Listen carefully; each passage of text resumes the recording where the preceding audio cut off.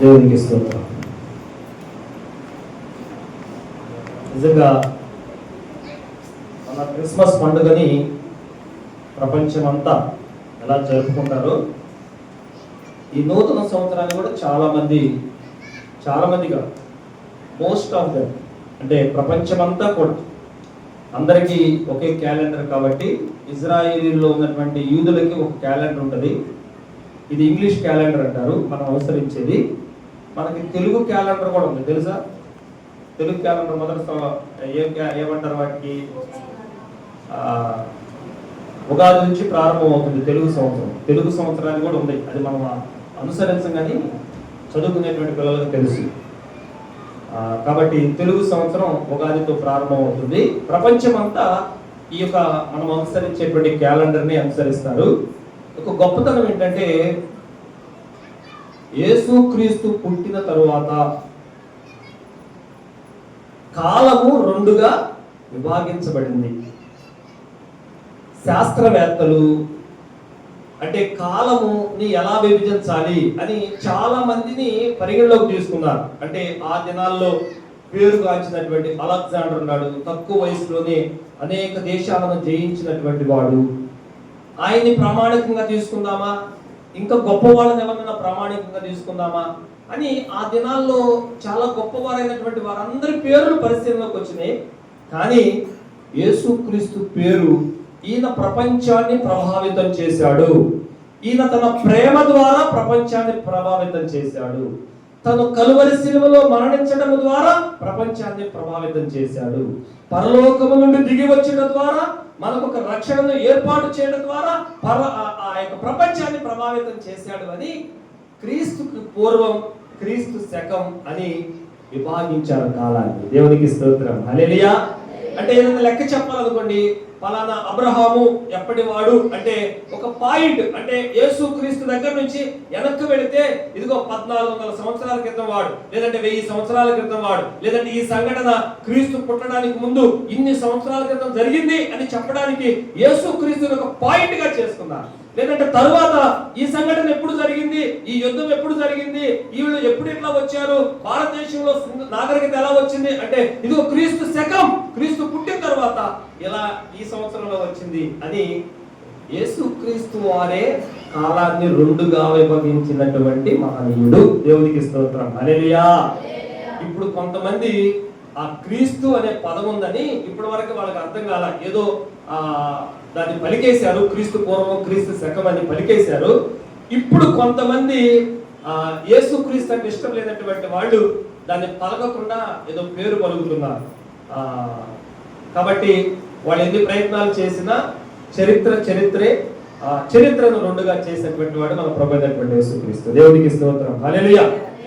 అయితే ప్రతి ఒక్కరు కూడా నూతన సంవత్సరంలో రాత్రి మనం ప్రార్థన చేసినట్లుగా, రాత్రి మనం ప్రభు దగ్గర అడిగినట్లుగా, సాక్ష్యాలు చెప్పినట్లుగా చాలా మంది 25వ సంవత్సరం కొంచెం బాగా కలిసి వచ్చినటువంటి వాళ్ళు, మంచి కార్యాలు జరిగినాయి అన్న వాళ్ళు ఉన్నారు.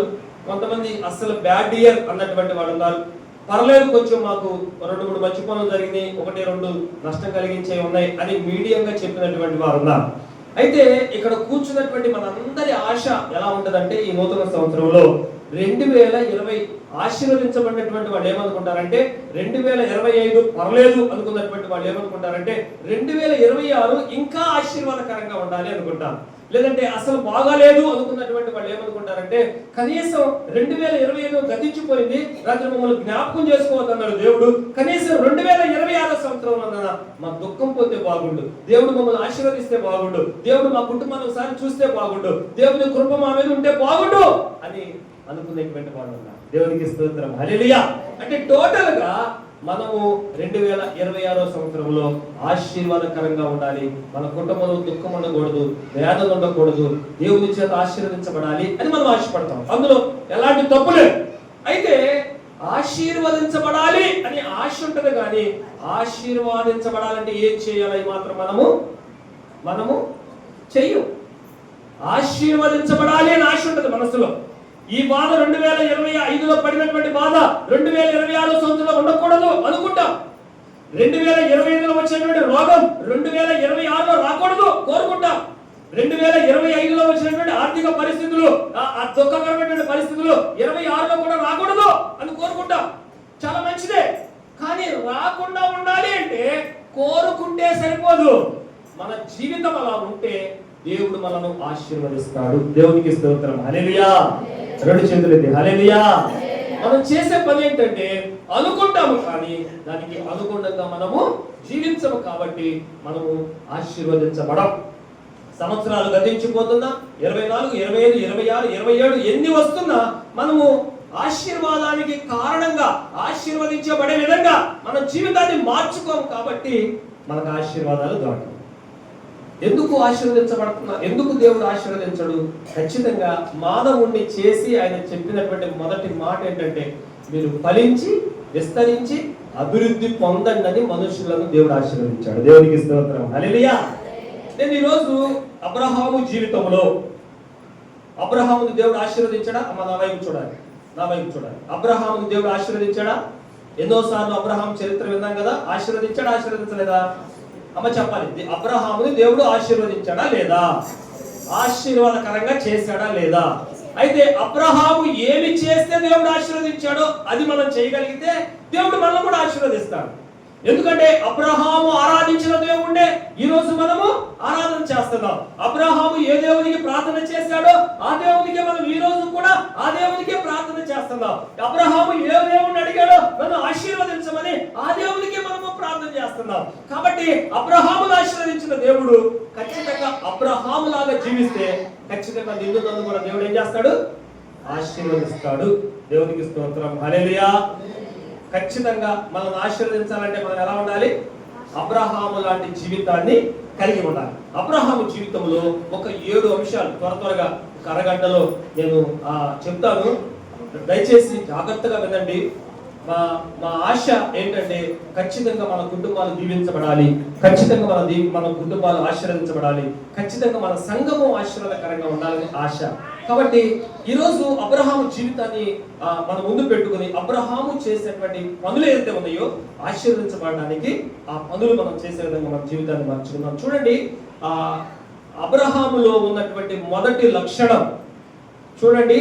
ఆది కాండములోనే నేను ఇంకా వేరే జీవిత చరిత్రలోకి నేను వెళ్ళను, కానీ అబ్రహాము గురించి మాత్రమే ఈరోజు నేను చెప్పాలని ఆశపడుతున్నా. అబ్రహాము ఆది కాండము 12వ అధ్యాయం 1-4 వచనాలు. యెహోవా నీవు లేచి నీ దేశము నుండి నీ బంధువుల యొద్ద నుండి నీ తండ్రి ఇంటి వారి నుండి బయలుదేరి నేను నీకు చూపించు దేశమునకు వెళ్ళుము.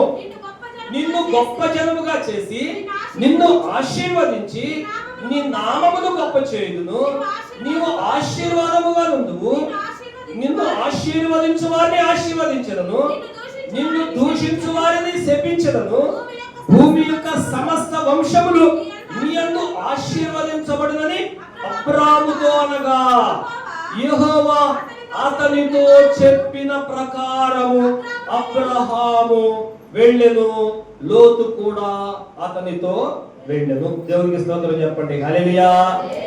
ఇక్కడ అబ్రహాములో ఉన్నటువంటి మొదటి లక్షణం ఏంటంటే, అబ్రహాము గురించి మనము ఒకసారి బ్యాక్ చూస్తే అబ్రహాము కూడా విగ్రహారాధన చేసేటువంటి వాడు. చూడండి, ఆ మాట మీకు చూపిస్తాను. యెహోషువ గ్రంథము 24వ అధ్యాయము 2వ వచనంలో మనం చూస్తే అబ్రహాము కుటుంబం అంతా కూడా విగ్రహారాధన చేసేటువంటి కుటుంబమే. ఇప్పుడు ఆశీర్వాదకరంగా ఉన్నాడు అనేక మందికి, కానీ ఒకప్పుడు అబ్రహాము విగ్రహారాధికుడే. చూడండి 24:2 యెహోషువ జనులందరితో ఇట్లనెను, ఇశ్రాయేలీయుల దేవుడైన యెహోవా చెప్పినదేమనగా ఆది కాలము నుండి మీ పితరులు అనగా అబ్రహాముకును నాహోరుకును తండ్రి అయిన తెరహు కుటుంబీకులు నది అద్దరిని నివసించి ఇతర దేవతలను వారు పూజించిరి. అంటే అబ్రహాము యొక్క పాత జీవితం ఎక్కడది అంటే, అబ్రహాము తెరహు తన తండ్రి వారు చేసేటువంటి పనులు ఏంటంటే, బైబిల్ ప్రకారం ఏంటంటే వాడు కొన్ని విగ్రహాలను చేసి అమ్మేటువంటి వాడు సకల దేవతలను ఆరాధించేటువంటి వాడు. అయితే తండ్రి ఆ బొమ్మలు చేస్తా ఉంటే, ఆ విగ్రహాలు చేస్తా ఉంటే అబ్రహాము ఆ విగ్రహాలను అమ్ముతూ ఉండేవాడు. అబ్రహాము ఆ విగ్రహాలు ఎప్పుడు మాట్లాడడం అబ్రహాము చూడలేదు. ఆ విగ్రహాలు ఎప్పుడు కూడా ఆశీర్వాదకరంగా ఉన్నట్టు చూడలేదు. తెరాహు ఆ యొక్క విగ్రహాలను చేస్తూ ఉన్నాడు, అబ్రహాము అమ్ముతూ ఉన్నాడు. అప్పుడప్పుడు తండ్రితో కలిసి విగ్రహారాధన చేసేవాడు అబ్రహాము. దేవునికి స్తోత్రం, హల్లెలూయా. విగ్రహారాధనలో ఉన్నటువంటి అబ్రహాముని, సకల దేవతారాధనలో ఉన్నటువంటి అబ్రహాముని ఈ 12వ అధ్యాయంలో దేవుడు అంటున్నాడు, అబ్రహామా నేను నిన్ను ఏర్పాటు చేసుకుంటున్నా, అబ్రహామా నేను అనేక జన్మలకు తండ్రిగా చేస్తా, అబ్రహామా నేను నిన్ను ఆశీర్వదిస్తా, అబ్రహామా నేను నిన్ను ఆశీర్వదించడమే కాదు, నీవు ఎవరిని ఆశీర్వదిస్తావో నేను వారిని కూడా ఆశీర్వదిస్తా, నిన్ను ఎవరైనా దూషిస్తే నేను వారిని శపిస్తా. అయితే నువ్వు ఒక పని చేయాలి. ఏమంటున్నాడంటే చూడండి, నీవు లేచి నీ దేశము నుండి, నీ బంధువుల యొద్ద నుండి, నీ తండ్రి ఇంటి నుండి బయలుదేరి నేను నీకు చూపించు దేశమునకు వెళ్ళుము. 4వ వచనంలో చూస్తే మనము అతనితో చెప్పిన ప్రకారం, యెహోవా అతనితో చెప్పిన ప్రకారము అబ్రహాము వెళ్ళెను. దేవునికి స్తోత్రం చెప్పండి, హల్లెలూయా. 2 చేతులు హల్లెలూయా, హల్లెలూయా. మొదట ఏం చెప్పాడు? అబ్రహామా నీ విగ్రహారాధన నేను చూసా, అబ్రహామా నీ తండ్రి చేసేటువంటి విగ్రహారాధన నేను చూసా, కాబట్టి అక్కడ నుండి నువ్వు సెపరేట్ కావాలి, నీ విగ్రహారాధనలో ఉండకూడదు, నీ తండ్రితో కలిసి నువ్వు బొమ్మలు అమ్మకూడదు, నేను నిన్ను ఏర్పాటు చేస్తున్నాను కాబట్టి నీ తండ్రి ఇంటిని విడిచిపెట్టాలి, నీ ఊరిని విడిచిపెట్టాలి, నేను చూపించేటువంటి దేశానికి నువ్వు వెళ్ళాలి, అప్పుడు నేను నిన్ను ఆశీర్వదిస్తానంటే 4వ వచనములో యెహోవా చెప్పిన ప్రకారము అబ్రహాము తన తండ్రిని విడిచిపెట్టాడు, తన ఊరిని విడిచిపెట్టాడు. ఎప్పుడు మాట్లాడినటువంటి దేవుడు, ఎప్పుడు మాట్లాడినటువంటి దేవుడు యెహోవా దేవుడు మాట్లాడితే ఆ మాట విని ఆ మాటకు లోబడ్డాడు అబ్రహాము. దేవునికి స్తోత్రం చెప్పండి, హల్లెలూయా. అబ్రహాములో ఉన్నటువంటి మొదటి లక్షణం దేవుని మాట విన్నాడు, ఆ మాటకు లోబడ్డాడు. దేవునికి స్తోత్రం చెప్పండి, హల్లెలూయా. అబ్రహాము ఆశీర్వదించబడడానికి దేవుని బిడ్డలారా మొదటి కారణం ఏంటంటే తనకి ఇంతకు ముందు విగ్రహారాధన తెలుసు, ఎప్పుడు దేవుడు మాట్లాడినటువంటి వారు కాదు. కొత్తగా యెహోవా మాట్లాడుతూ ఉన్నాడు, అయ్యా నువ్వు ఇంతకు ముందు నాతో మాట్లాడలేదు, మరి ఇప్పుడు మాట్లాడుతున్నావు, నా ఊరు విడిచిపెట్టమంటున్నావు, నేను ఎక్కడికి వెళ్ళాలి, నన్ను ఎలా ఆశీర్వదిస్తావు అనే ప్రశ్నలేమీ అడగల. దేవుడు చెప్పాడు, నీ ఇంటిని విడిచిపెట్టు, నీ ఊరిని విడిచిపెట్టు, నేను నిన్ను ఆశీర్వదిస్తాను అంటే తన కుటుంబాన్ని తీసుకొని దేవుడు చెప్పినటువంటి ప్రాంతానికి వెళ్ళిపోయాడు అబ్రహాము. దేవునికి స్తోత్రం, హల్లెలూయా. మారు మాట్లాడలేదు, దేవుని మాట విన్నాడు, ఆ మాటకు లోబడ్డాడు. 4వ వచనంలో చాలా స్పష్టంగా ఉంది, యెహోవా అతనితో చెప్పిన ప్రకారము అబ్రహాము వెళ్ళెను. అంటే ఏం చెప్పాడు అబ్రహాముకి దేవుడు మొదటి వచనములో? నీవు లేచి నీ దేశము నుండి, నీ బంధువుల యొద్ద నుండి, నీ తండ్రి ఇంటి నుండి బయలుదేరి నేను నీకు చూపించు దేశమునకు వెళ్ళు. అబ్రహాముతో ఈ మాట చెప్పాడు. ఒకవేళ నా మాట వినాలి, 2026 సంవత్సరం నీకు ఆశీర్వాదకరంగా ఉండాలి అంటే ఏదైనా ఒకటి విడిచిపెట్టమని దేవుడు నీకు చెబుతున్నాడు. ఇప్పుడు అబ్రహాము విగ్రహారాధన చేస్తున్నాడు, ఆ విగ్రహారాధనలో ఉంటే దేవుడు నిజమైనటువంటి దేవుడిని తెలుసుకోడు, కాబట్టి ఆ విగ్రహారాధన సంబంధమైనటువంటి కుటుంబాన్ని, విగ్రహారాధన సంబంధమైనటువంటి దేశాన్ని దేవుడు విడిచిపెట్టమన్నాడు. కాబట్టి దేవుడు అబ్రహాము విడిచిపెట్టాడు. ఒకవేళ నన్ను ఆశీర్వదించాలి 2026 సంవత్సరం అందుకు అనుకుంటే దేవుడు ఏదన్నా ఒకటి నీలో ఉన్నటువంటి పాపాన్ని, లేదంటే ఏదైనా దేవునికి ఇష్టం లేనటువంటి దాన్ని నిన్ను విడిచిపెట్టాలి అని దేవుడు నిన్ను కోరుతున్నప్పుడు ఖచ్చితంగా నువ్వు ఆ మాటకి ఏమైతే నువ్వు ఆశీర్వదించబడతావు ఆ మాట వినాలి, ఆ మాటకు విధేయత చూపాలి. దేవునికి స్తోత్రం, హల్లెలూయా, హల్లెలూయా. దేవుని మాట విన్నటువంటి వారు బైబిల్లో చాలా మంది ఉన్నారు, నేను వాళ్ళ జోలికి వెళ్ళడం లేదు, కానీ ఒకే ఒక మాట నేను చూపిస్తాను. ద్వితీయోపదేశ కాండం మనకి ఎప్పుడు నోటెడ్ అయినటువంటి వాక్యం. ద్వితీయోపదేశ కాండం 28వ అధ్యాయం 1 నుంచి 2-3 వచనాలు చదవండి.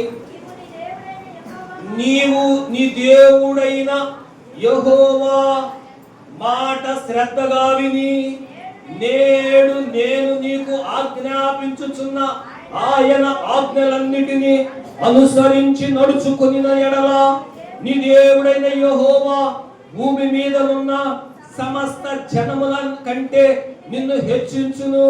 నీకు నీ దేవుడైన యెహోవా మాట వినిన ఎడల ఈ దీవెనలన్నీ నీ మీదికి వచ్చి నీకు ప్రాప్తించును. దేవునికి స్తోత్రం చెప్పండి, హల్లెలూయా. ఆశీర్వాదానికి మొదటి కారణం దేవుడు మనల్ని కూడా ఆశీర్వదించాలి అంటే దేవుడు చెప్పినట్లుగా మనము చేయాలి. దేవుడు చెప్పిన మాట మనము వినాలి. కొన్నిసార్లు దేవుడు చెప్తాడు, వాక్యం ద్వారా దేవుడు నిన్ను గద్దిస్తాడు. బైబిల్ చదువుతున్నప్పుడు దేవుడు నీతో మాట్లాడతాడు. సేవకులు బోధిస్తున్నప్పుడు దేవుడు నీతో మాట్లాడతాడు. ఇదిగో ఫలానా పాపం నీలో ఉన్నది, నువ్వు ఆశీర్వదించబడాలంటే ఆ పాపాన్ని విడిచిపెట్టాలి అంటే ఆశీర్వదించబడాలని కోరుకుంటాం మనం, కానీ పాపాన్ని మాత్రం మనము విడిచిపెట్టలేదు. కాబట్టి మన ఆశీర్వాదం మన దగ్గరికి రానే రాదు. దేవునికి స్తోత్రం. హల్లెలూయా. అబ్రహాము ఎప్పుడు మాట్లాడిన అబ్రహాముకి అంతకుముందు యెహోవా దేవుడు తెలియదు. మాట్లాడిన వెంటనే విడిచిపెట్టమన్న ప్రాంతాన్ని విడిచిపెట్టాడు, విడిచిపెట్టమన్న కుటుంబాన్ని విడిచిపెట్టాడు, విడిచిపెట్టమన్న ఊరిని విడిచిపెట్టాడు. దేవుడు చెప్పినటువంటి ప్రాంతానికి వెళ్ళిపోయాడు. దేవునికి స్తోత్రం. హల్లెలూయా. దేవుని బిడ్డలారా, గుర్తుపెట్టుకోండి, ఆశీర్వాదానికి కారణం ఏంటి అంటే మొదటిది దేవుని మాట మనము వినాలి, దానికి విధేయత అంటే చెప్పినట్లుగా చేయాలి.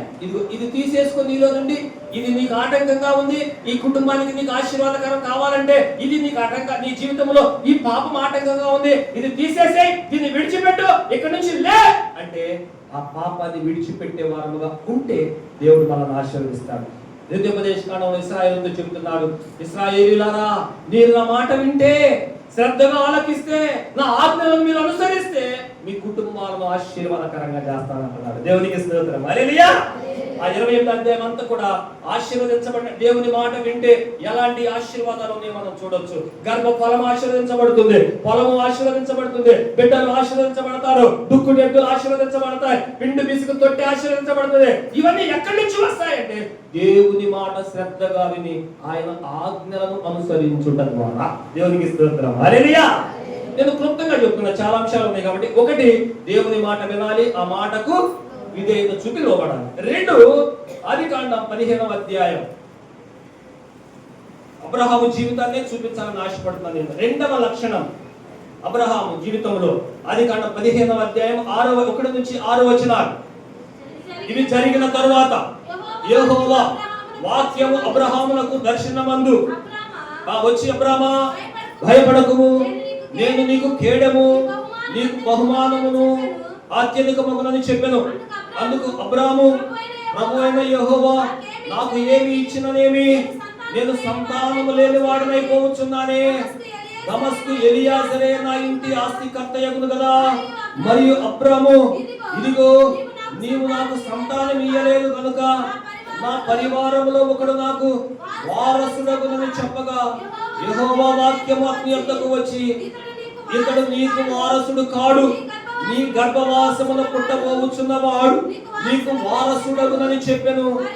మరియు ఆయన వెలుపలికి తీసుకొని వచ్చి, నీవు ఆకాశం వైపు తేరి చూచి నక్షత్రములను లెక్కించుటకు నీ చేతనైతే లెక్కించుమని చెప్పి, నీ సంతానము అలాగు అగునని చెప్పెను. అతడు యెహోవాని నమ్మెను, అది అతనికి నీతిగా ఎంచబడెను. దేవునికి స్తోత్రం చేద్దాం. హల్లెలూయా. 2 చేతులు ఎత్తాలి. హల్లెలూయా. ఇక్కడ 2వ లక్షణం, అబ్రహాములో ఉన్నటువంటి 2వ లక్షణము, అబ్రహాము దేవుని మీద అచంచలమైనటువంటి విశ్వాసం ఉంచాడు. ఈ 15వ అధ్యాయంలో నేను చదివించినటువంటి భాగంలో అబ్రహాముకి దేవునికి మధ్య సంభాషణ జరుగుతూ ఉన్నది. అబ్రహాము దేవుడు చెప్పినట్టుగా తన ఊరిని విడిచిపెట్టాడు, తన దేశాన్ని విడిచిపెట్టాడు, తన బంధువులను విడిచిపెట్టాడు. అయితే దేవుడు రమ్మన్న చోటికి వచ్చాడు, కానీ అబ్రహాముకు దేవుడు చెప్పాడు, నీకు సంతానాన్ని ఇస్తానని చెప్పాడు. కానీ 15వ అధ్యాయంలో దేవుని మాట విన్న తర్వాత కూడా, దేవుడు చెప్పమన్న చోటికి వచ్చిన తర్వాత కూడా, వెళ్ళమన్న చోటికి వచ్చిన తర్వాత కూడా సంతానము లేకపోతే దేవుణ్ణి అడుగుతున్నాడు, అయ్యా నాకు సంతానము లేదుగా, నాకు సంతానం ఇయ్యలేదుగా, నా యొక్క పనివారిలో పెద్దవాడైనటువంటి ఎలియాజరు ఉన్నాడు, ఒకవేళ నేను సంతానం లేకుండా చనిపోతే నా ఆస్తి ఎలియాజరుకి అయిపోతుంది కదా, మరి నన్ను ఊరు నుంచి రమ్మన్నావే, నా బంధువులు విడిచిపెట్టమన్నావే, ఆశీర్వదిస్తానన్నావే, నాకు సంతానం ఇయ్యలేదు కదయ్యా, నువ్వు ఎప్పుడు ఆశీర్వదిస్తావయ్యా, నువ్వు ఎప్పుడు ఆశీర్వదిస్తావని దేవునితో సంభాషిస్తుంటే దేవుడు ఏం చెప్పాలంటే ఆ భాగంలో, అబ్రహామా భయపడవాకు, నేను నీకు సంతానాన్ని ఇస్తానని చెప్పాలి, నీకు ఒక కుమారుని ఇస్తానని చెప్పాలి. అబ్రహాము ఒక కుమారుని అడుగుతూ ఉంటే దేవుడు ఏమంటాడో తెలుసా? అబ్రహామును బయటికి తీసుకొని వచ్చి, అబ్రహామా ఆకాశం వైపు చూడు అంటే, చూస్తున్నాను ప్రభువా, నీకు ఏం కనిపిస్తున్నాయి? నక్షత్రాలు కనిపిస్తున్నాయి ప్రభువా, వాటిని లెక్కించగలవా అని అడిగాడు దేవుడు. అయ్యా నేను వాటిని లెక్కించలేనయ్యా, లెక్కకు మించినట్లుగా ఉన్నాయ్యా అంటే దేవుడు అంటున్నాడు నీ సంతానాన్ని కూడా ఆకాశ నక్షత్రాల వలె లెక్కింప శక్యముగా సంతానంగా చేస్తానన్నాడు. దేవునికి స్తోత్రం చెప్పండి. హల్లెలూయా. అబ్రహాం అడిగింది ఎంతమందిని? ఒక కుమారుడిని ఇవ్వమన్నాడు, ఒక వారసుని నాకు చాలు, నా ఆస్తి, నేను ధనవంతుడిని, నా దగ్గర బంగారం ఉంది, నా దగ్గర ఆస్తి ఉంది, పశువులు ఉన్నాయి, నా కొడుకు ఉంటే ఆ కొడుకు అప్పగించి నేను చచ్చిపోతా, నాకు ఒక వారసుడు కావాలి అని దేవుడిని అడుగుతా ఉంటే దేవుడు అంటున్నాడు పిచ్చి అబ్రహామా, నిన్ను పిలిచింది ఒక కుమారుని ఇవ్వడానికి కాదు, నీ సంతానాన్ని ఆకాశ నక్షత్రాల వలె చేస్తా. చూడు అంటే 6వ వచనంలో రాయబడినటువంటి మాట, ఒక్క కుమారుని అడిగితే దేవుడు ఆకాశ నక్షత్రాలను చూపిస్తే నవ్వాలి అబ్రహాం. నేను అడుగుతున్న ఒక కుమారుని అంటే కుమారుడికి గతి లేదు, కానీ ఆకాశ నక్షత్రాల వల్ల చేస్తావా నా సంతానాన్ని అని దేవుని దగ్గర నవ్వాలి. కానీ అక్కడ రాయబడినటువంటి మాట, ఒక్క కుమారుడు లేకపోయినా దేవుడు అన్నాడు నీ సంతానాన్ని ఆకాశ నక్షత్రాల వల్ల చేస్తామనగానే అబ్రహాము యెహోవాను నమ్మెను, అది అతనికి నీతిగా. చప్పుడు కొట్టండి ఒకసారి గట్టిగా. ఒక్క కొడుకు లేడు, నీ సంతానాన్ని ఆకాశ నక్షత్రాల వల్ల చేస్తానంటే ఆ మాట నమ్మాడండి. ఈ మాట బైబిల్లో ఎన్నిసార్లు రాయబడిందో చూడండి. రోమా పత్రిక 4వ అధ్యాయం 18వ వచనంలో మనం చూస్తే, రోమీయులకు రాసినటువంటి పత్రిక చాలా చోట్ల రాయబడింది, నేను ఒక చోట మాత్రమే చూపిస్తున్నాను. గలతీ పత్రికలో రాయబడింది, యాకోబు పత్రికలో రాయబడింది.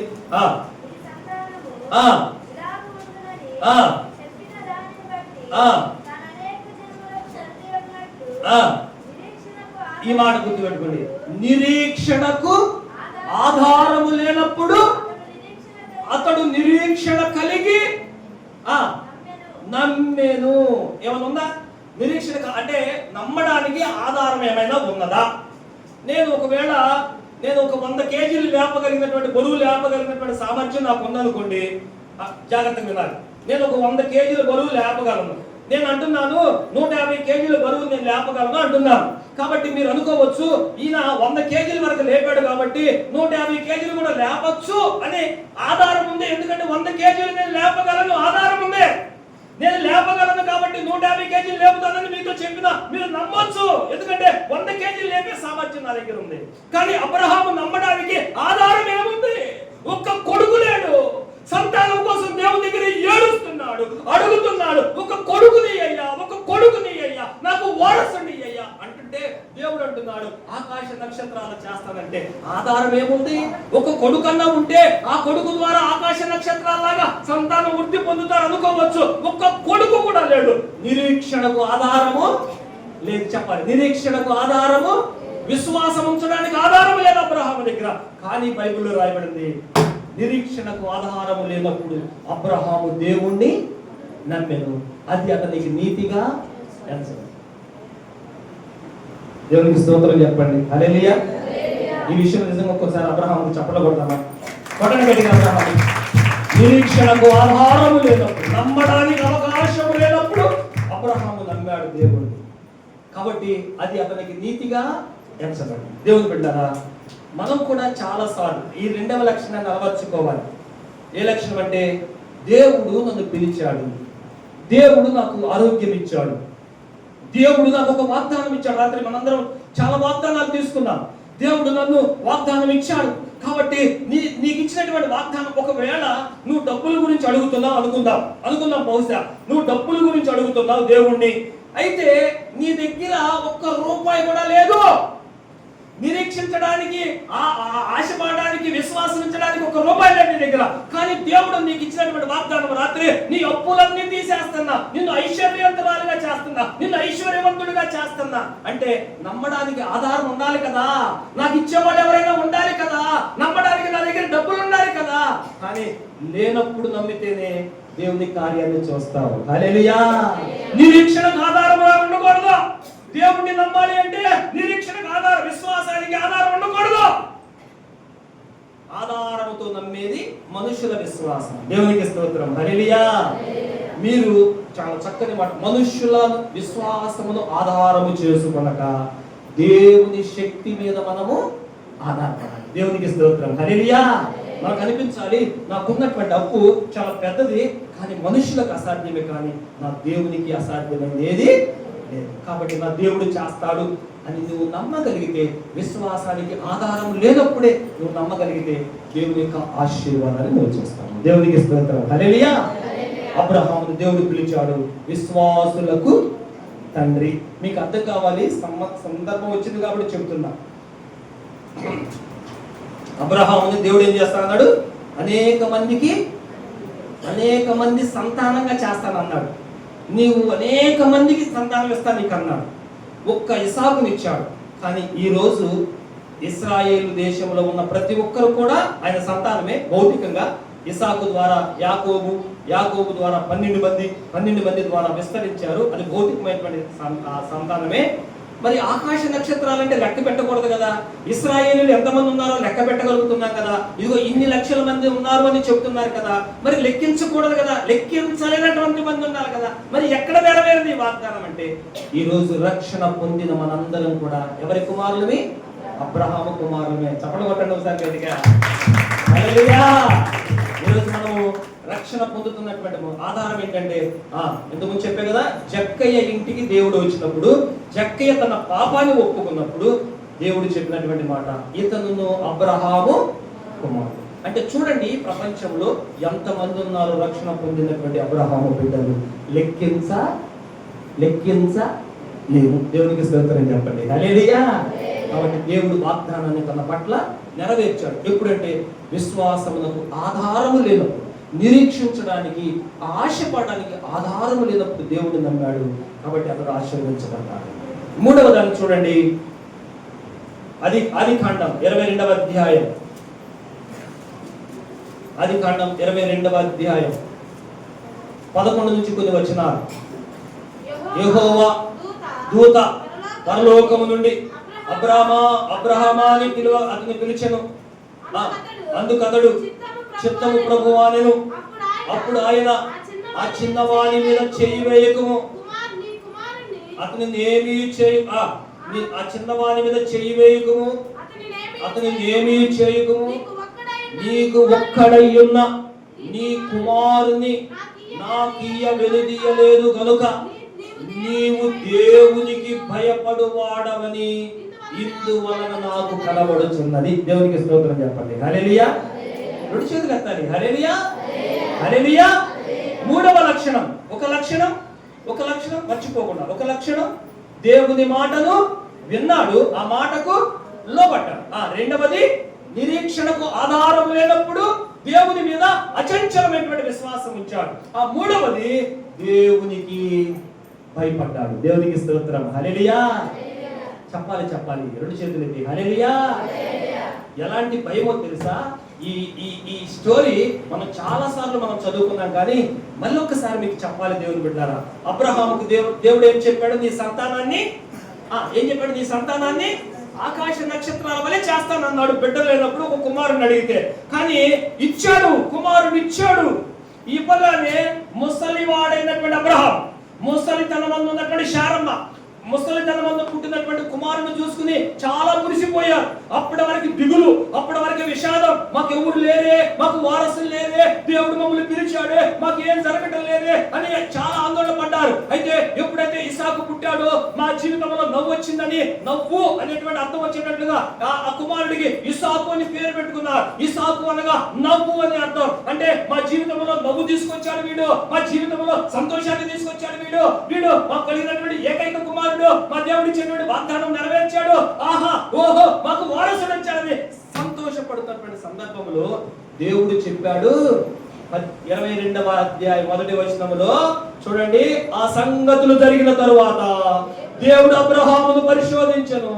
ఎట్లనగా ఆయన అబ్రహామా అని పిలువగా అతడు చిత్తము ప్రభువా అనెను.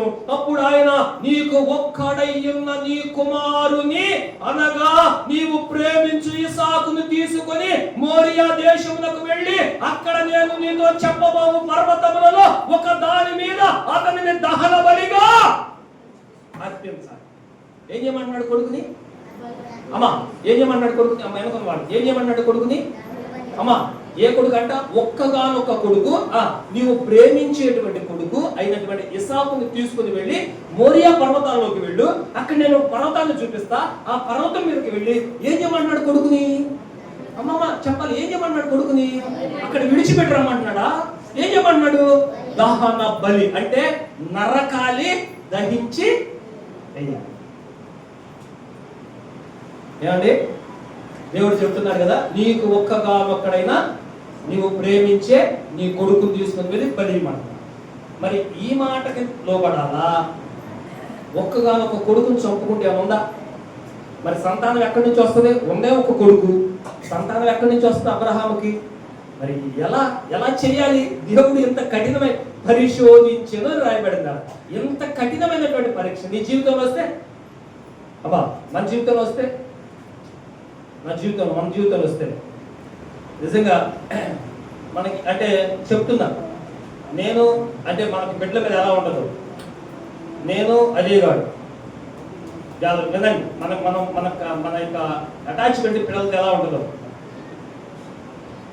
రాత్రి కారు వేసుకొచ్చాం కాబట్టి కారులో వెళ్ళాము, జగనన్న కాలనీలో కారు ఉంది, కానీ చిన్న పని మీద కొన్ని కొత్త బట్టలు తీసుకురావడానికో లేదా టిఫిన్ తెచ్చుకోవడానికి కారు వేసుకెళ్ళలేం కదా, వాటిని బయటికి పంపించడానికి బైక్ లేదు, బైక్ ఆ ఇంటి దగ్గర ఉంది. అక్కడికి వెళ్ళాలంటే కారు వేసుకుని వెళ్ళాలి. అంటే వాడు పిలిచాడు కదా వాడి ఫ్రెండ్ అది రాలేదు, సరే డాడీ కారులోనే వెళ్దాము, కావాల్సిన పనులు చూసుకుని బైక్ తెచ్చుకుందాం అనుకుని వెళ్ళాము, పనులు చూసుకుందాం, ఇంటికాడ దింపేదాండి, నేను కారు వేసుకుని వచ్చేసి నువ్వు పద డాడీ నేను వస్తాను అన్నాడు. నేను గేట్ దగ్గరికి వచ్చాను. గేట్ దగ్గరికి వస్తే గేట్ దగ్గర గేట్ వేసి ఉంది, 2 రైళ్లు 3 రైళ్లు పోయినా గేట్ వేసాము. వాడు వెళ్ళి బండి తీసుకుని రావడానికి నా ఆలోచన ఎంత, వెళ్ళి తాళం తీసి తాళం పాకాలో బండి పాకాలో ఉన్నటువంటి బైక్ కీస్ తీసుకుని రావడానికి ఎంత టైం పట్టింది? 5 నిమిషాలు పట్టింది. నేను ఆగినంతసేపు వాడు రాలా, నా గుండెల్లో ఇన్ని బయటికి తీసుకొచ్చాను, ఇదేంటి ఇంకా రాలేదు, ఇది బయటికి తీసుకొచ్చాను, అది ఇంట్లో ఉన్నవాటి బయటికి వెళ్ళదో నేను తీసుకొచ్చాను, ఎంతసేపులో రావాలి? 5 నిమిషాల్లో రావాలి. ఏం జరిగిందో, ఏమన్నా అయ్యిందేమో, ఇటు బైక్ క్రాస్ చేస్తుంటే ఎవడన్నా గుద్దేడేమో, ఇది మన ఆలోచన. అంటే మనకే ఎంత ప్రేమ ఉంటే ఒక్కగానొక్క కొడుకు లేక పుట్టినటువంటి ఇసాకు మీద ముసలి వాళ్ళకి ఎంత ప్రేమ ఉన్నది, ఎంత ప్రేమ ఉన్నదండి. దేవుడు ఏమంటున్నాడు? ఆ పిల్లవాడిని తీసుకెళ్ళి దహన బలి అర్పించమన్నాడు. కానీ దేవుడు బిడ్డలారా, ఈ స్టోరీలో దేవుని మాటకి అబ్రహాము భయపడ్డాడు. దేవునికి స్తోత్రం, హల్లెలూయా. దేవుడు చెప్పినట్లుగా చేశాడు కాబట్టి మోరియా పర్వతం మీద తీసుకుని వెళ్ళి ఇసాకును కట్టేసి బలిపీఠాన్ని ఏర్పాటు చేసి కట్టేసి చంపడానికి కత్తి ఎత్తితే అప్పుడు పిలుస్తున్నాడు, అబ్రహామా నీ కుమారుని ఏమీ చెయ్యబాకు, ఇందును బట్టి నాకు అర్థమైంది ఏంటంటే నీవు నాకు భయపడు వాడవని అర్థం. దేవునికి స్తోత్రం, హల్లెలూయా. అబ్రహాములో ఉన్న 3వ లక్షణం దేవునికి భయపడేవాడు. దేవునికి స్తోత్రం, హల్లెలూయా. త్వరగా ఇంకొక 4 ఉన్నాయి. ఇంకొక లక్షణం, ఈ భయపడే వారి మీద చాలా ఉన్నాయి, కానీ మనం మొన్న లూకాసు వార్త 1వ అధ్యాయం 50వ వచనంలో ఆయనకు భయపడు వారి మీద ఆయన కనికర పడును అంటే ఎవరైతే దేవునికి భయపడతామో వారి మీద దేవుడు ఏం చేస్తాడు? కనికర పడతాడు, జాలి పడతాడు. అబ్రహాం మీద జాలి పడ్డాడు, కనికర పడ్డాడు. ఇంకా జీవితంలో ఇలాంటి పరిశోధన దేవుడు అబ్రహాం మీద చేయలేదు. దేవునికి స్తోత్రం, హల్లెలూయా. కాబట్టి మనము దేవునికి భయపడే వారిగా ఉంటే ఖచ్చితంగా మనల్ని కూడా దేవుడు ఆశీర్వదిస్తాడు. ఇంకొక లక్షణం 18వ అధ్యాయం 1 నుంచి కొన్ని వచనాలు చదివితే, మరియు మమ్రే దగ్గర ఉన్న సింధూర వనములో అబ్రహాము ఎండవేళ గుడారపు ద్వారమందు కూర్చుని ఉన్నప్పుడు యెహోవా అతనికి కనబడెను. అతడు కన్నులెత్తి చూసినప్పుడు 3 మనుషులు అతని ఎదుట నిలబడి ఉండేది. అతడు వారిని చూచి గుడారపు వాకిట నుండి వారిని ఎదుర్కొంటకు పరుగెత్తి నేల మట్టుకు వంగి, ప్రభువా నీ కటాక్షము నా మీద ఉన్న ఎడలా ఇప్పుడు నీ దాసుని దాటిపోవద్దు, నేను కొంచెం నీళ్లు తెప్పించదను, దయచేసి కాళ్ళు కడుక్కొని ఈ చెట్టు కింద అలసట తీర్చుకొను, కొంచెం ఆహారం తెప్పించదను, మీ ప్రాణమును బలపరుచుకొని తర్వాత మీరు వెళ్ళవచ్చును, ఇందు నిమిత్తమే కదా మీ దాసుని యొద్దకు వచ్చిద్దరను. వారు నువ్వు చెప్పినట్లు చేయమనగా అబ్రహాము గుడారములో ఉన్న శారా ఎందుకు త్వరగా వెళ్ళి నీవు త్వరపడి 3 మానికల మెత్తని పిండిని పిసికి రొట్టెలు చేయమని చెప్పాను. మరి అబ్రహాము పశువుల మందకు పరిగెత్తి ఒక మంచి లేత దూడను తెచ్చి ఒక పనివాడికి అప్పగించను. వాడు దాన్ని త్వరగా సిద్ధపరిచను. తరువాత అతడు వెన్నను పాలను తాను సిద్ధము చేయించిన దూడను తెచ్చి వారి ఎదుట పెట్టి వారు భోజనము చేయుచుండగా వారి యొక్క ఆ చెట్టు కింద నిలుచుండెను. దేవునికి స్తోత్రం చెప్పండి. హల్లెలూయా. రెండు చేతులు ఎత్తి హల్లెలూయా. నాలుగవ లక్షణం, దేవునికి అబ్రహాము ఆతిథ్యం ఇచ్చాడు. చెప్పండి, ఏమిచ్చాడు? ఆతిథ్యం ఇచ్చాడు. ఆ రోజు దేవుడు అబ్రహాము దగ్గరికి వస్తే, అయ్యా మీరు చాలా సేపు నుంచి నడుచున్నారు కాబట్టి కొంచెం నా దగ్గర భోజనం చేసి వెళ్ళండి అంటే వాళ్ళు ఒప్పుకోలే ముందు. అయినా కూడా వాళ్ళ బ్రతిమిలాడి శ్రేష్టమైనటువంటి భోజనాన్ని వారికి పెట్టాడు. అంటే దేవుడే వారి దగ్గరికి, అబ్రహాము దగ్గరికి వస్తే మంచి ఆతిథ్యం ఇచ్చాడు. మనం ఏమంటామంటే, అన్నా దేవుడు మా దగ్గరికి వస్తే అబ్రహాము కంటే ఇంకా ఎక్కువగా బాగా చూసుకుంటామన్నా అంటాం మనం. దేవునికి స్తోత్రం. హల్లెలూయా. అంతే కదా, దేవుడు మన దగ్గరికి వస్తే అంతకంటే బాగా చూసుకోమా? అబ్రహాం ఒక్క దోళ్ళ కోసాడేమో, మనం 2-3 దోళ్ళ కోసేమా? దేవుడే మన దగ్గరికి వస్తే. మరి దేవుడికి ఎప్పుడు మనం ఆతిథ్యం ఇచ్చినట్టు అంటే, దేవుని బిడ్డారా, దేవుని సేవకుల పేరు, దేవుని పేరట దేవుని సేవకులు మీ ఇంటికి వస్తే వారికి ఆతిథ్యం ఇస్తే అది ఎవరికి ఇచ్చినట్టు? దేవునికి ఇచ్చినట్టు. ఒక పేదవాడు మీ ఇంటికి వస్తే, సువార్తలో మనం వింటాం కదా, నువ్వు ఎప్పుడు వచ్చావు ప్రభువా నా ఇంటికి, నేను ఎప్పుడు ఆతిథ్యం ఇచ్చాను ప్రభువా, నేను ఎప్పుడు భోజనం పెట్టాను ప్రభువా, నేను ఎప్పుడు నీకు వస్త్రం ఇచ్చాను ప్రభువా, నువ్వు ఎప్పుడు నా ఇంటికి వచ్చావు ప్రభు అంటే, నేను రావాల్సిన అవసరం లేదు, నా పేరట ఒకడు వచ్చి నిన్ను వస్త్రం అడిగితే నువ్వు వాడికి వస్త్రము ఇవ్వలేదు, వాడు భోజనం అడిగితే భోజనం వారికి పెట్టలేదు. ఒక అవసరతలో ఉన్నటువంటి వాడు నా పేరట వస్తే నువ్వు వాడిని చేర్చుకోలేదు కాబట్టి నన్ను కూడా చేర్చుకున్నట్టే. వాడిని చేర్చుకుంటే నన్ను కూడా చేర్చుకున్నట్టే. ఎవరికి ఆతిథ్యం? దేవునికి ఆతిథ్యం ఇవ్వడం, దేవునికి భోజనం పెట్టడం అంటే అవసరతలో ఉన్నటువంటి వారిని ఆదుకొనడమే దేవునికి ఆతిథ్యం ఇవ్వడం. దీనులకు దరిద్రులకు సహాయం చేయడమే ఆదుకోవడం. దేవుని పేరుతో వచ్చినటువంటి సేవకులకు మంచి భోజనం పెట్టడమే దేవునికి ఆతిథ్యం ఇవ్వడం. కాబట్టి మనము ఆశీర్వదించబడాలంటే 4వ లక్షణం మనం ఏం చేయాలి? పేదవారికి, అన్నం అవసరతలో ఉన్నటువంటి వారికి, నీ వంటి ఇంటికి వచ్చినటువంటి పేదవారికి, వారి చలిలో వస్తే వారికి వస్త్రం ఇవ్వడం, వారు భోజనం అడిగితే భోజనం పెట్టడం. దేవుని సేవకులకు పెడితే అది దేవునికి పెట్టినట్లు కాబట్టి ఆ విధముగా మనము దేవునికి ఆతిథ్యము ఇవ్వాలి. 5వది ఆదికాండం 14వ అధ్యాయం.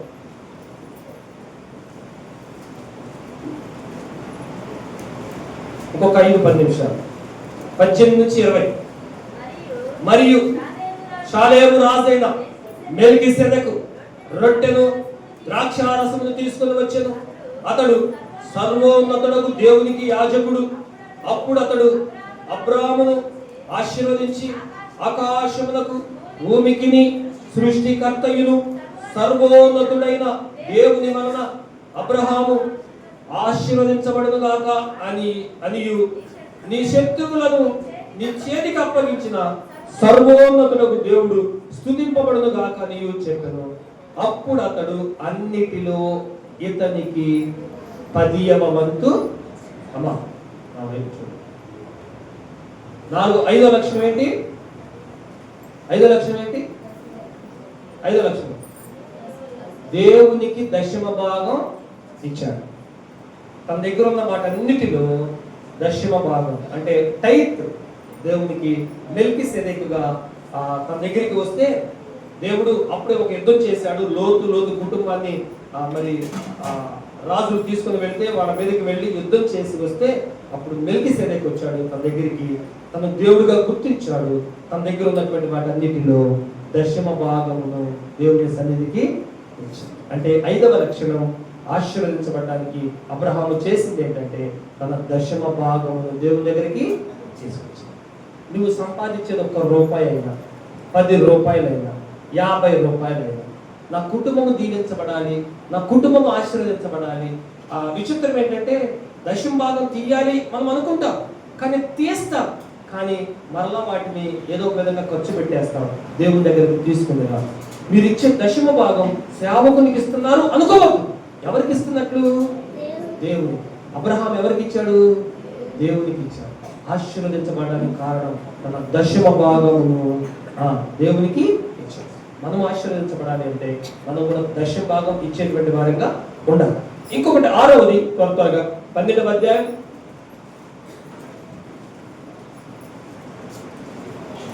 8-9 వచనాలు.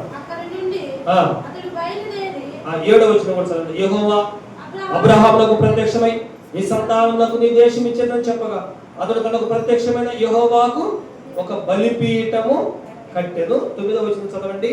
8వ వచనము. అప్పుడు అతడు బయలుదేరి బేతేలుకు తూర్పునున్న కొండకు చేరి పడమటనున్న బేతేలునకును తూర్పునున్న హాయికుని మధ్య గుడారము వేసి అక్కడ యెహోవాకు బలిపీఠము కట్టి యెహోవా నామమున ప్రార్థన చేసెను. 6వ లక్షణం ఏంటి అబ్రహాములో ఉన్నది? అమ్మ చెప్పాలి. ఏం చేశాడు? అక్కడ బలిపీఠం కట్టి ప్రార్థన చేశాడు. దేవునికి స్తోత్రం చెప్పండి. హల్లెలూయా. చేస్తున్నాము ప్రార్థన. మనం ఎక్కడికి వెళితే అబ్రహాము అక్కడ ఒక బలిపీఠం కట్టడం, దేవునికి ప్రార్థన చేయడం అబ్రహాము యొక్క అలవాటు. బలిపీఠం కట్టడం అంటే అర్థం ఏంటంటే తనను తాను దేవునికి సమర్పించుకోవడం. అయ్యా, నేను నీ మాట విన్నా, నీకు లోబడుతున్నా, నీవు చెప్పినట్లుగా నడుచుకుంటున్నా, ఇదిగో నీకు బలిపీఠం కడుతున్నా, ఇదిగో ఇక్కడ ఒక పశువుని వదిలిస్తున్నా, ఇదిగో నా హృదయాన్ని చూడు, ఇదిగో ఈ బలిపీఠం మీద వధించబడుతున్నటువంటి జంతువును చూడు, నా హృదయాన్ని చూడు అని యెహోవా నామమున తనను తాను సమర్పించుకొని దేవునికి ప్రార్థన చేశాడు. ఆశీర్వదించబడాలి అని ఆశపడుతున్నాం, కానీ దేవుని దగ్గర ప్రార్థన చేసేటువంటి సమయం మనకి ఉండదు. అబ్రహాము దేవునికి ప్రార్థన చేశాడు. చివరిది ఆదికాండం 17వ అధ్యాయం 1-2 వచనాలు. అబ్రహాము 99 ఏళ్ల వాడప్పుడు యెహోవాకు ప్రత్యక్షమై నేను సర్వశక్తి గల దేవుడను, నా సన్నిధిలో నడుచుచు నిందారహితుడవై ఉండమన్నాడు. దేవునికి స్తోత్రం చెప్పండి. హల్లెలూయా. 2 చేతులు ఎత్తి హల్లెలూయా. ఆ భాగం అంతా చదివితే, అబ్రహాము జీవితాన్ని మనం చదివితే దేవుడు చెప్పినట్లుగా నిందారహితుడిగా అబ్రహాము జీవించాడు. దేవునికి స్తోత్రం. హల్లెలూయా.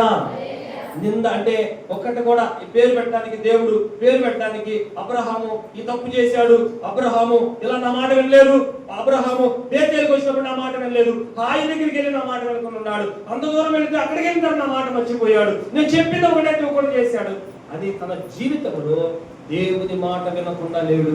దేవునికి నిందారహితుడిగా ఉండబట్టే మన జీవితం అంతా కూడా నిందలేనటువంటి వాడిగా, నిందారహితుడిగా జీవించాలి. దేవునికి స్తోత్రం. హల్లెలూయా. 2 చేతులెత్తి హల్లెలూయా. మనం కూడా పాపము లేనటువంటి వారంగా ప్రభు అయినటువంటి యేసుక్రీస్తు రక్తములు మన పాపములు శుద్ధి చేసుకుని పవిత్రులుగా ఉంటే, నిందారహితులుగా ఉంటే ఎందుకు దేవుడు మనల్ని ఆశీర్వదించడు? ఎందుకు మన కుటుంబాలను దేవుడు ఆశీర్వదించాడు? దేవుడు అబ్రహామును ఆశీర్వదించాడు కదా, ఆ దేవుడే కదా మనం కూడా ఆరాధిస్తుంది, ఆ దేవుడికే కదా మనం ప్రార్థన చేసేది. ఆ దేవుడు చెప్పినట్టుగా మనము నిందారహితులుగా ఉంటే మనల్ని ఎందుకు ఆశీర్వదించాడు? ఖచ్చితంగా అబ్రహాము పొందుకున్నటువంటి ఆశీర్వాదాన్ని దేవుడు మనకి కూడా ఇస్తాడు. నిజంగా ఈ లక్షణాలు కలిగి ఉండడం బట్టి అబ్రహాముని దేవుడు ఏమని పిలుచుకున్నాడు? నా నా నా చెప్పాలంటారు, నా స్నేహితుడు, నా స్నేహితుడైన అబ్రహాం. దేవుడికి ఎవరైనా స్నేహితుడు ఉంటారా? దేవుడికి స్నేహితుడు కావాలంటే ఇంకొక దేవుడు అయి ఉండాలి.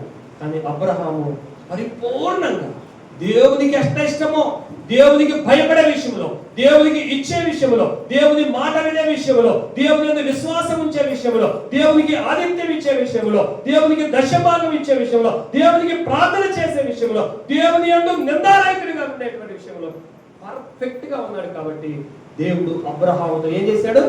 స్నేహం చేశాడు. వాళ్ళిద్దరు ముఖాముఖిగా మాట్లాడుకునేవాడు. దేవునికి స్తోత్రం. హల్లెలూయా. ఒక స్నేహితుడితో మాట్లాడినట్టుగా అబ్రహాముతో దేవుడు మాట్లాడాడు. ఇది కదా మనకు ఆశ ఉంటుంది, ఆశీర్వదించబడాలి. నా కుటుంబము, నా బిడ్డలు, నేను, నా బాధలు పోవాలి, 2026 సంవత్సరం నాకు ఆశీర్వాదకరంగా ఉండాలి అనుకుంటాం. కానీ ఇలా చేస్తున్నామా? అబ్రహాముని దేవుడు ఆశీర్వదించాడు అంటే కారణం ఈ 7 లక్షణాలు అబ్రహాములో ఉన్నాయి. ఆ 7 లక్షణాలను మనం అలవర్చుకోగలిగితే మనకు దేవుడు ఆశీర్వదిస్తాడు. నేను ముగిస్తున్నా, ఒక్కొక్కటి చెప్పండి నాకు. నెంబర్ 1, అబ్రహాము దేవుడు ఎందుకు ఆశీర్వదించాడు? నెంబర్ 1, దేవుని మాటకు విన్నాడు, దానికి లోబడ్డాడు. కొంతమంది వింటారు కానీ దాని ప్రకారము చేయరు. ఇప్పుడు ఈ సన్యాసి వింటున్నారు, వచ్చే సంవత్సరం అడగండి అంతే ఉంటారు. అంటే వారు ఆ వాక్యాన్ని విన్నారు కానీ దాని ప్రకారము చెయ్యరు. అబ్రహాముని విడిచిపెట్టమన్నాడు, విడిచిపెట్టాడు అంతే. కాబట్టి దేవుడు నీకేది చెప్పాడో అది చెయ్యాలి. పాపాన్ని విడిచిపెట్టమంటే విడిచిపెట్టాలి, విడిచిపెడితేనే దేవుడు ఆశీర్వదిస్తాడు. ఒకటి విన్నాడు, దానికి లోబడ్డాడు, చెప్పింది చేశాడు. రెండు, దేవుని యందు అచంచలమైనటువంటి విశ్వాసం ఉంచాడు. ఎప్పుడు? నిరీక్షణకు ఆధారము లేనప్పుడు. మూడు, దేవునికి భయపడ్డాడు. మనం ఎవరికి భయపడాలి? దేవునికి భయపడాలి.